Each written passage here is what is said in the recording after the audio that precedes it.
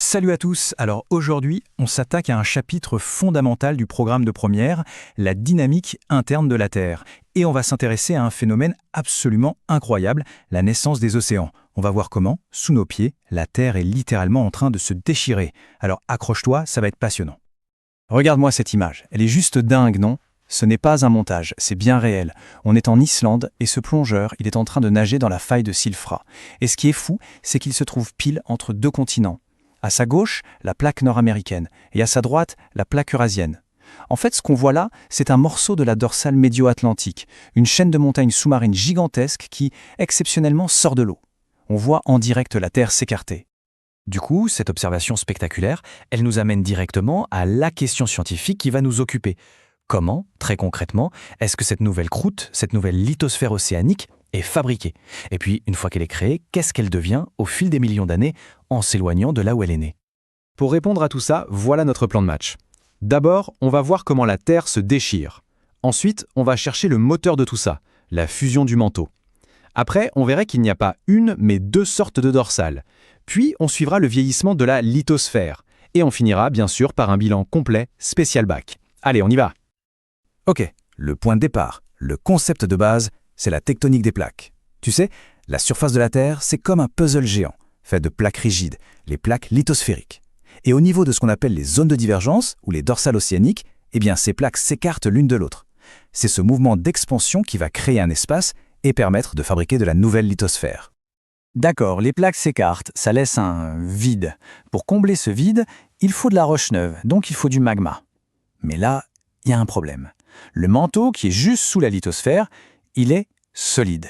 Alors la question à 1 million, c'est comment est-ce qu'on peut bien fabriquer du magma liquide à partir d'un manteau qui est solide? C'est ça le cœur du mystère. Eh bien, le premier élément de réponse, il est là. Comme les plaques s'écartent, ça amincit la lithosphère et mécaniquement, ça fait remonter le manteau qui est juste en dessous, ce qu'on appelle le manteau asténosphérique. Il est super chaud, oui, mais attention, il reste solide. Il est juste un peu ductile. Pense à de la pâte à modeler très très dure.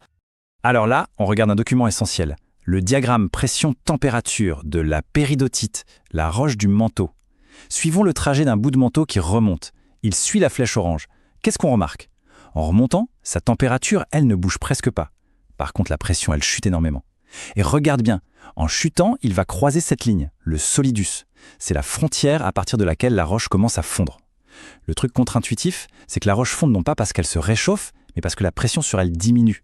On appelle ça une fusion par décompression. Attention, ici, il y a un mot absolument crucial pour le bac. On parle de fusion partielle. Ça veut dire que toute la roche ne devient pas liquide d'un coup. Non, seule une petite fraction, environ 15%, se transforme en magma. Le reste, reste solide. C'est seulement les minéraux les plus fusibles qui fondent en premier. Et comment on est sûr que ce liquide est différent de la roche d'origine? Grâce à la chimie. Regarde ce tableau. Il compare la péridotite de départ et le magma qu'elle produit. On voit tout de suite que le magma, le basalte, est beaucoup plus riche en silice, en aluminium, en calcium, pendant que la péridotite solide qui reste, dite appauvrie, a justement perdu ces éléments. C'est la signature chimique parfaite de la fusion partielle. Bon, maintenant qu'on a compris le mécanisme général, est-ce que toutes ces usines à fabriquer de l'océan fonctionnent de la même façon? Est-ce qu'elles ont toutes le même rendement? Eh bien non. On va voir qu'il y a principalement deux types de dorsales selon leur vitesse d'écartement. Et cette différence, elle saute aux yeux quand on regarde la forme du fond marin. À gauche, tu as une dorsale rapide. On voit une sorte de large dôme, un bombement. Ça, c'est parce que l'arrivée de magma est massive et continue. Ça pousse tout vers le haut. Et à droite, une dorsale lente. Là, au contraire, on a une immense vallée d'effondrement, un rift bien creusé. Pourquoi? Parce que l'arrivée de magma est beaucoup plus faible et irrégulière. Allez, on résume pour que ce soit bien clair. Les dorsales rapides, c'est une expansion de plus de 8 cm par an, une forme de dôme et un magmatisme continu. À l'opposé, les dorsales lentes, c'est moins de 6 cm par an, une vallée au centre et un magmatisme beaucoup plus intermittent, parfois presque absent. Mais attention, l'histoire ne s'arrête pas à la fabrication de la croûte. Une fois qu'elle est née, la lithosphère océanique commence un très long voyage qui va durer des dizaines de millions d'années. Et pendant ce voyage, elle va se refroidir et se transformer en profondeur. Dès sa naissance, la nouvelle croûte, qui est brûlante et pleine de fissures, se retrouve au contact de l'eau de mer glaciale. Alors que se passe-t-il?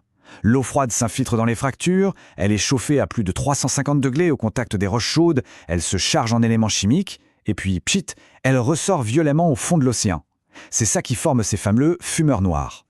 Ce phénomène, cette circulation d'eau chaude, a un nom. C'est l'hydrothermalisme. Et c'est un processus super important parce que l'eau chaude transforme chimiquement les roches. Elle hydrate les minéraux. Par exemple, les pyroxènes des gabbros se transforment en amphiboles. C'est une transformation à l'état solide, donc c'est une forme de métamorphisme.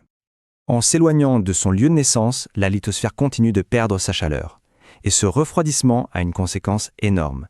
La lithosphère s'épaissit et du coup, elle devient de plus en plus dense, de plus en plus lourde. Regarde le graphique. Au bout de 50 millions d'années, sa densité devient même supérieure à celle du manteau asténosphérique qui est juste en dessous. Retiens bien ça, c'est la clé pour comprendre le chapitre suivant sur la subduction. Voilà, on arrive au moment du bilan. On va synthétiser ensemble tout ce qu'il faut absolument retenir pour le bac. Ce schéma bilan est parfait pour tout se remémorer. On part de la divergence en surface, qui provoque la remontée du manteau asténosphérique.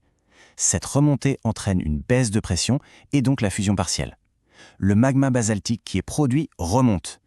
Une partie cristallise en profondeur et donne les gabbros, l'autre sort en surface et donne les basaltes en coussin. Et pendant tout ce temps, la lithosphère s'éloigne, se refroidit et se transforme par hydrothermalisme. Tout y est.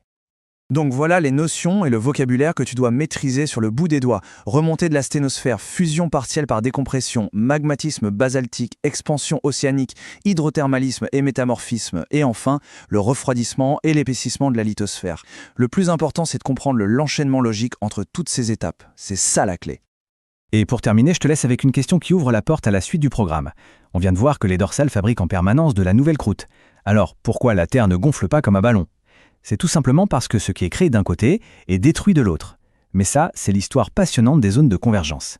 Merci pour ton attention et on se retrouve très vite.